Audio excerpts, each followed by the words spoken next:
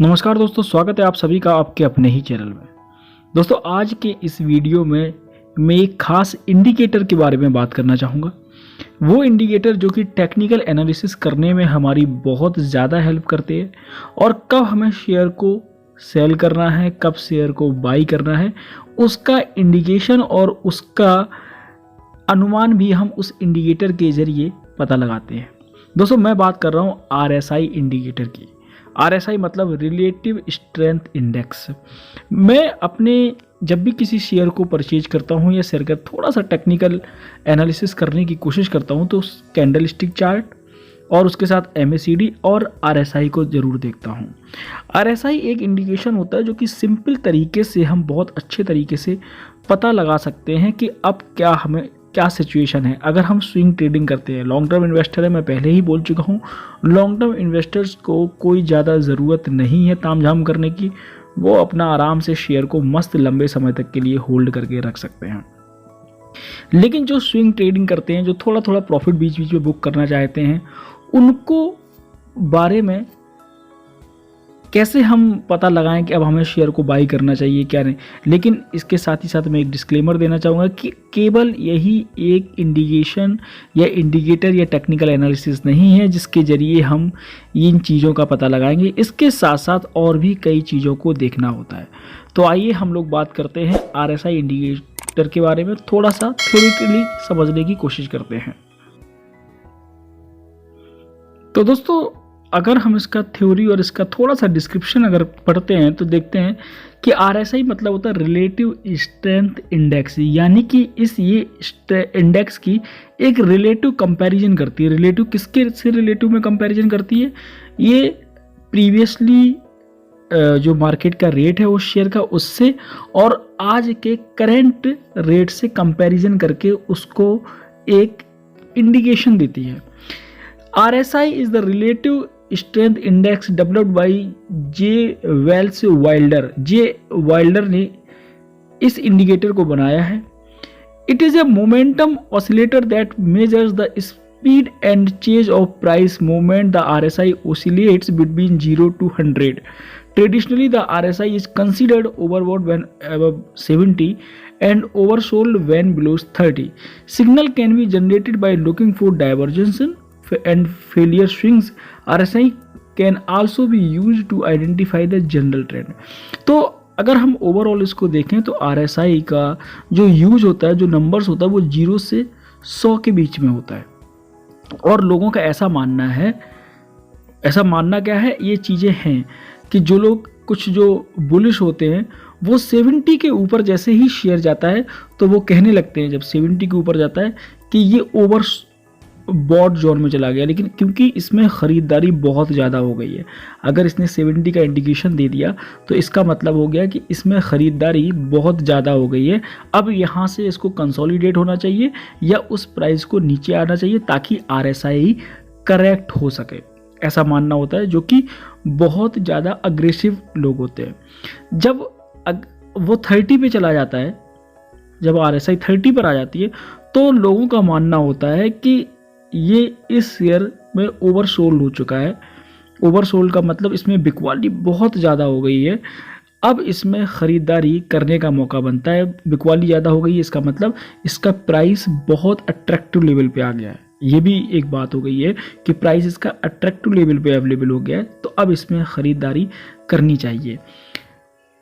वहीं दूसरी तरफ जो न्यूट्रल लोग होते हैं, जो थोड़ा सा इतने अग्रेसिव नहीं होते हैं मार्केट को, वो थोड़ा सा न्यूट्रल होते हैं, वो 20 और 80 के रेशियो को फॉलो करते हैं। यानी कि उनका कहने का ये मतलब होता है, जब मार्केट में RSI उस शेयर की, पर्टिकुलर किसी शेयर की 20 हो जाए तो मतलब वो ओवरसोल्ड जोन में चला गया, और वो कहते हैं कि ठीक है, अब इससे ज़्यादा और क्या करेक्ट होगा, अब यहाँ से हमें खरीदारी शुरू कर देनी चाहिए। वहीं पर जब उस शेयर की RSI 80 हो जाती है तो कहते हैं ये ओवरबॉट जोन में चला गया, अब इससे ज़्यादा इसमें क्या खरीदारी होगी, अब यहाँ से हमें बिकवाली शुरू कर देनी चाहिए। तो ऐसा मानना होता है।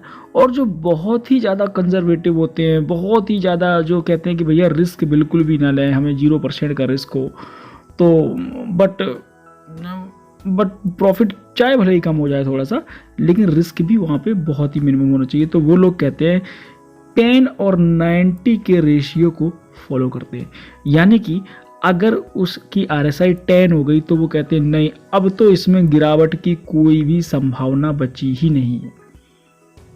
और जब वो 90 हो जाता है तो कहते हैं अब इसमें और ज़्यादा बिकवाली, यानी कि और ज़्यादा प्राइस ऊपर जाने की कोई संभावना बची ही नहीं है, अब यहाँ से। तो जो कंजर्वेटिव लोग होते हैं वो 10 और 90 का रेशियो फॉलो करते हैं। तो RSI करता क्या है? RSI को जैसा कि मैंने बताया, ये एक एवरेज, अगर हम देखें, मैं बहुत डीप में अगर हम इसको समझने की कोशिश करेंगे तो ये बहुत टेक्निकल चीज़ है। अगर हम मोटा मोटी बात करते हैं तो ये एक एवरेज बताता है कुछ पीरियड्स, कुछ टाइम्स को लेकर के। वो कैसे हम सिलेक्ट करते हैं मैं आपको लाइव दिखाता हूँ, और जीरोधा की एप्लीकेशन पर लेके चलता हूँ। वहाँ पे हम देखेंगे कि किस तरीके से हम RSI को देखते हैं और क्या RSI इंडिकेशन हमें बताता है। दोस्तों मैं जीरोधा की एप्लीकेशन पे आ गया हूँ। ये जीरोधा में मैं कई सारे, मैंने आपको एक कैंडल स्टिक का भी एक वीडियो बनाई थी पूरी तरीके से। तो मैं कैंडल स्टिक चार्ट्स को देखता हूँ, MACD को लगाता हूँ, RSI को लगाता हूँ। इस तरीके से जीरोधा में ये सारे टेक्निकल एनालिसिस करके फिर किसी भी शेयर में आपको बाई करना होता है, तो हम लोग उसको पूरा टेक्निकल एनालिसिस करके फिर उसमें ख़रीदारी करते हैं। अगर आप भी जीरोधा में अपना अकाउंट ओपन कराना चाहते हैं तो लिंक मैंने डिस्क्रिप्शन बॉक्स में दे दिया है, आप वहां से अपना अकाउंट ओपन करा सकते हैं।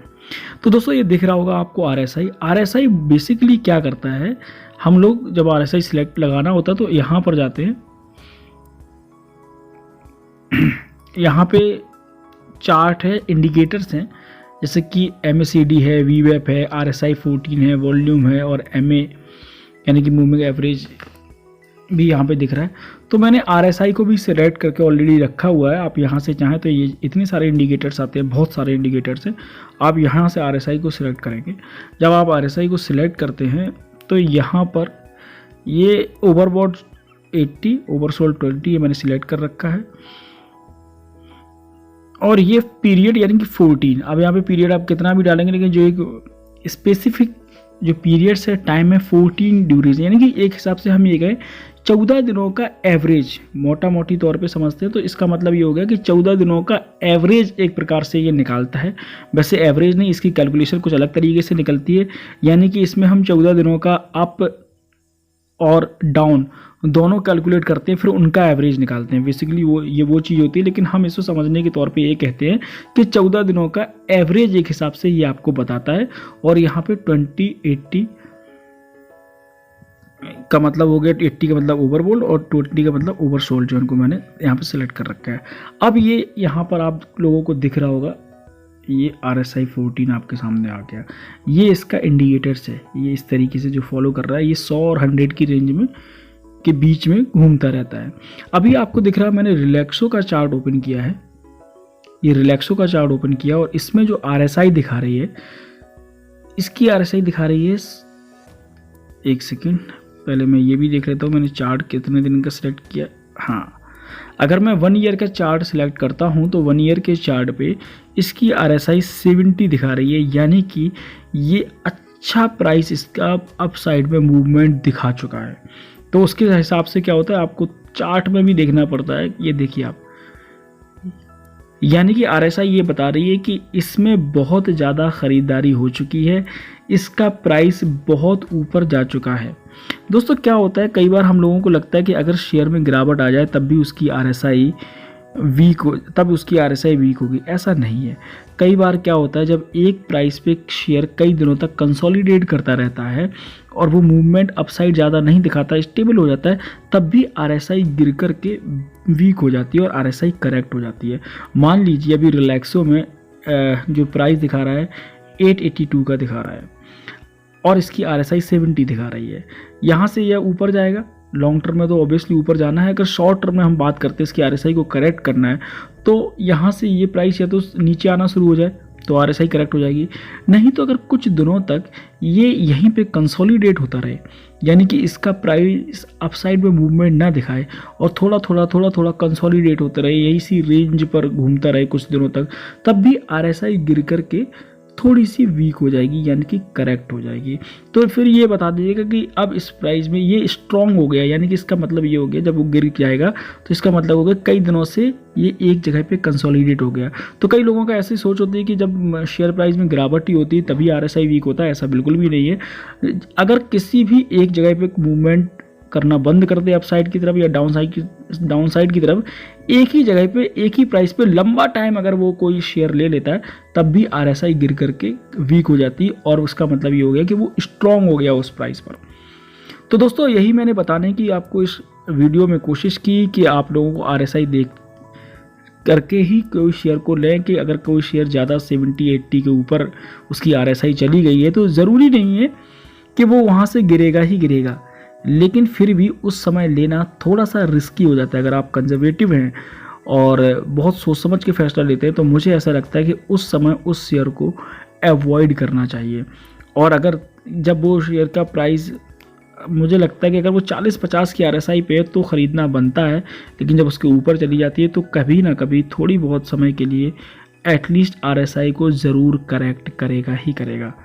तो इस चीज़ का ध्यान रखें। ये मैंने एक नई इंडेक्स RSI के बारे में इस वीडियो में आप लोगों तक इन्फॉर्मेशन पहुंचाने की कोशिश की। वीडियो की इन्फॉर्मेशन अगर आपको अच्छी लगी होगी तो प्लीज़ लाइक करें, शेयर करें और कमेंट बॉक्स में अपना फीडबैक देना ना भूलें। वीडियो देखने के लिए बहुत बहुत धन्यवाद। Thank you so much.